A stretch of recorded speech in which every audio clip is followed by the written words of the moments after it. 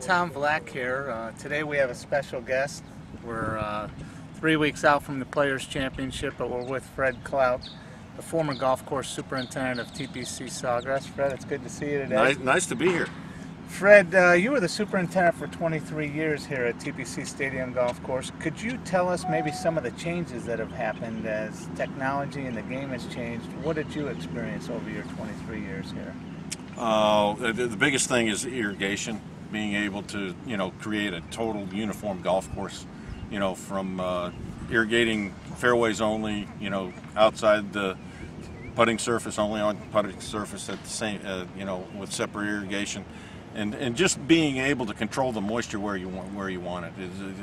That was the biggest thing, and then, the competition is always the most important thing, creating a competitive environment for the players. Fred, you had a great track record here. You were able to experience a lot of different putting surfaces. My understanding is when you originally came here, these surfaces were bent grass, and you made the conversion. Can you tell us, we have a lot of superintendents who follow the blog, how has the greens actually changed over the years? Well, there was, when we rebuilt the greens in 2006, Pete actually lessened some of the contours in the greens. But the biggest thing was we had bent grass greens in the mid-'80s, and then found that it was just too much play and trying to keep bent grass all the way through the summer months. Then we converted to Tiff Dwarf, which was the best grass available during the late 80s. And then we changed over in 2006 to the Ultra Dwarfs with Mini Verde. And Mini Verde has worked out real well for us, I believe. It took us a couple of years to get it really good, but it's matured and doing a great job now. You had the opportunity to go through many Players' Championships. Any memorable moments that stand out to you that might be personal to you that said, wow, that was something special to be a part of? Actually, Fred Funk winning was one of the more exciting ones for me, because Fred had played in the Gator Bowl Pro-Am with my sons and I, and that was very special, especially having one of the senior, not a senior player, but he was in his 40s to win here, and that meant a lot. And then when Fred Couples made the hole-in-one on 17 was probably the largest roar I've ever heard in golf. With a lot of superintendents that follow us, Fred, for you personally, what were the challenges that you had getting ready for the event? The biggest challenge that we had was controlling the moisture on the greens, because when we originally had the irrigation system, we didn't have greens only and then rough only around the greens. We had to do a lot of hand watering, and so we did everything by hand. We did hoses, made special hoses up, and trying to control the moisture when we were overseeded for all those years.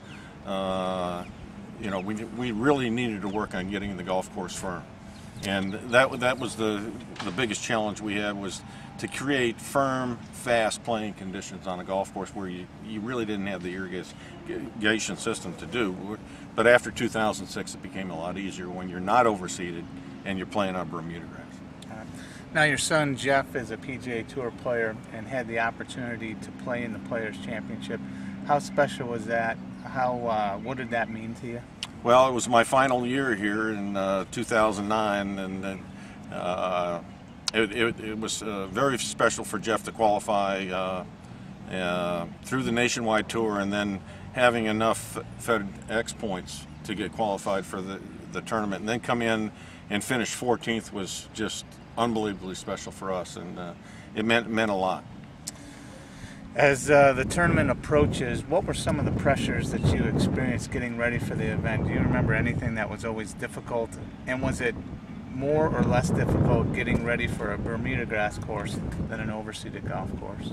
Well, I think the hardest thing back with the March dates is the inconsistency of the weather pattern coming into it. I mean, you could have wet weather, you could have dry weather, you could have cold, you could have hot. With the May date, you've got a little bit more of a consistent pattern, but you still have the challenges of Bermuda grass that you have to get in order to get the rough height up.